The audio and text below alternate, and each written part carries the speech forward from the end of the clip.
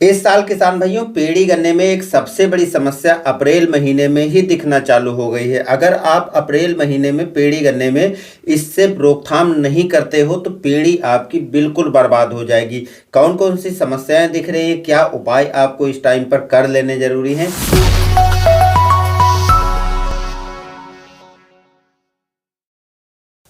पेड़ी गन्ने में अक्सर आपने देखा होगा कि मई महीने या अप्रैल के लास्ट सप्ताह में रोग बीमारी दिखना चालू होते थे। इस बार क्या हुआ है कि मौसम में काफ़ी बदलाव हुआ। अभी एक हफ्ते पहले की बात यदि हम करें तो पूर्वइया हवा चल रही थी, उसके बाद पछुआ हवा चलने लगी। धूप पहले अच्छी निकलती थी, इस टाइम पर बदली चल रही है। तो ऐसे जो उमस बढ़ रही है, मौसम में काफ़ी ज़्यादा उतार चढ़ाव चल रहा है। इस कंडीशन में दोस्तों तना छेदक भी आपको इस बार पेड़ी गन्ने में बहुत जल्दी दिखाई पड़ रहा है। तना छेदक इतना ज़्यादा लगा है जितना कि पौध गन्ने में पहले लगता था।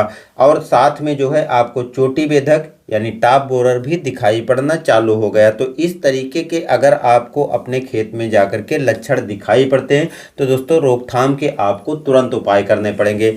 अगर आप इसके लिए तुरंत उपाय नहीं करोगे तो बहुत बड़ा नुकसान होगा। मैंने दोस्तों अपने खेत में जो ही चेक किया, एक दो पौधों पर इससे लक्षण दिखाई पड़ रहे थे। मैंने दवा ली है थायोमेथाक्सम, जो कि 100 ग्राम 25% वाली जो आती है उसकी मात्रा ली है। 1 एकड़ की डोज मैं यहाँ पर बता रहा हूँ। साथ में मैंने फिप्रोनिल ली है जो घुलनशील 5% में आती है, उसको भी ले लिया है। और इसकी भी 100 ml मात्रा मैंने साथ में दोनों दवाओं को मिला लिया है। हालांकि दोनों दवाएं सिस्टेमिक ढंग से काम करती हैं, लेकिन अगर आप दोनों दवाओं को स्प्रे करते हो तो ऊपर से जो कीट पतंगे बैठे होते हैं, अमूमन जो तना छेदक के शुरुआत के जो पतंगे होते हैं, उनको भी ये मारने की क्षमता रखती है। तो मैंने दोस्तों दोनों को ले लिया है और अपने खेत में इसको स्प्रे कर दिया है। स्प्रे करने में सावधानी दोस्तों आप लोगों को पता ही होंगी, लेकिन जिन किसान भाइयों को नहीं पता है उनको आप बता देना चाहता हूँ कि पेड़ी की आप पहले सिंचाई कर दीजिए। सिंचाई करने के बाद अगर आप इसको डालोगे तो अच्छे से काम करती हैं। दोनों दवाओं का खर्चा आपको ज़्यादा नहीं करना पड़ेगा, तो इसलिए किसी भी अच्छी कंपनी की दवाएं ले सकते हो और जो डोज मैंने बताई हैं इनको डाल सकते हो। मैंने दोस्तों सीधे 120 लीटर पानी लेकर के और दवाओं को डाल करके स्प्रे कर दिया है। किसी तरह का स्टिकर इस बार मैंने नहीं लिया है और खेत में अच्छी खासी नमी थी, इस तरीके से पतंगे भी दिखाई पड़ रहे थे, तो इसको मैंने स्प्रे किया। स्प्रे करने में एक सावधानी दोस्तों जो मैंने रखी वो आप भी रख लीजिए तो और भी अच्छा है। क्योंकि हम लोग करते क्या है कि जो पौधे होते हैं पौधों पर ही अक्सर दवाएं डालते हैं, इधर उधर स्प्रे नहीं करते, यानी खेत पर स्प्रे नहीं करते हैं। जबकि पेड़ी गन्ने में होता क्या है कि पत्तियां जो हम बिछा देते हैं, जिससे जो है कीट पतंगे या उसके अंडे, बहुत सी सूखी पत्तियों पर भी ये कीट पतंगे अंडे दे देते हैं। वहाँ या कुछ घास खरपतवार भी लगे हैं तो उस पर भी अंडे इसके चिपके होते हैं। तो गुड़ाई कर देना, सिंचाई कर देना। सिंचाई करने के बाद अगर आप स्प्रे कर रहे हैं तो पौधों के साथ साथ जो बीज का भाग है वहाँ पर भी आपको स्प्रे कर देना है। इससे जो है कीट पतंगे मर जाएंगे, अंडे खत्म हो जाएंगे। पत्तियों पर अच्छी तरीके से भी आपको स्प्रे कर देना है, तो फैलने का रोग चांस कम हो जाते हैं। अगर आप क्लोएंट्रानिलिप्रोल दवा डालते हो तो उससे अच्छे से कंट्रोल, इससे तो बेहतर काम करती हैं, लेकिन खर्चा दोस्तों काफ़ी ज़्यादा आता है।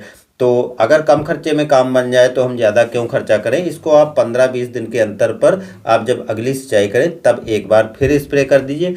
देखेंगे कि जो तना छेदक और चोटी बेधक जैसी समस्या आपकी पेड़ी में थी वो नहीं होगी।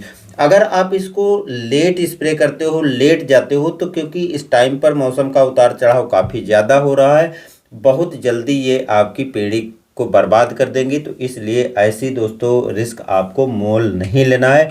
जितना जल्दी हो सके उतना जल्दी आपको ये उपाय कर लेना है।